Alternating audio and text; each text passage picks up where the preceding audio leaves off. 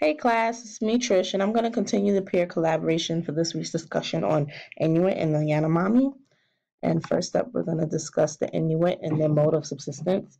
And they had no political structure or chain of command. Anyone who was considered a good hunter, they might have been considered the leader. They lived in small groups, which often consist of the parents, grandparents, children, aunts, or uncles, and they would live in one shelter. When hunting, though, and gathering, the men of these small families will often come together into a larger unit, and whatever they collected during that hunt would be considered the community's property. For the Yanomami's mode of subsistence, similar to the Inuit, they were also hunters and gatherers, um, though they were in a warmer climate. So their food consisted mainly of like fish, bananas, cassavas, and they also had no political structure.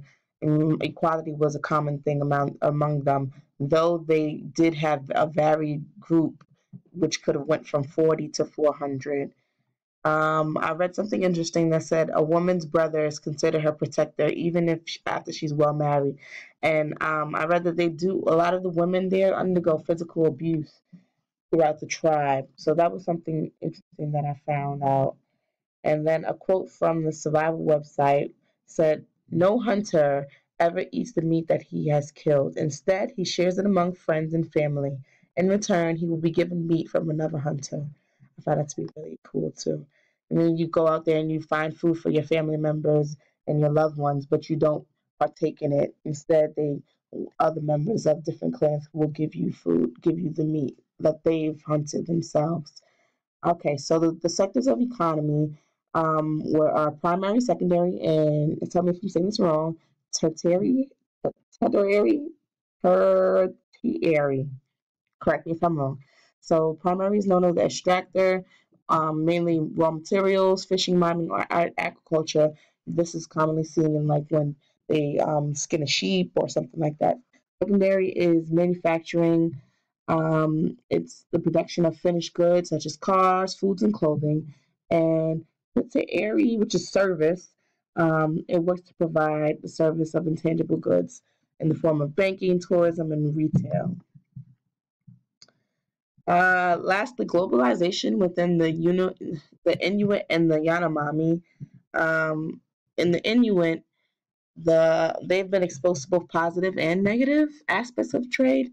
So, because of their climate change in the cooler months or in the colder months, it starvation is possible. So, to prevent that, they've come up with a system of trade that enables them to still have food in those months. However, the downside of that is the deterioration of culture, global warming, up and coming health complications, as well as the dependency for these items that they are trading.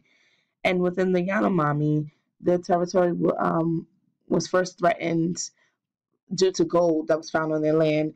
So the miners came and they started to dig and take over their land, and that began a genocide.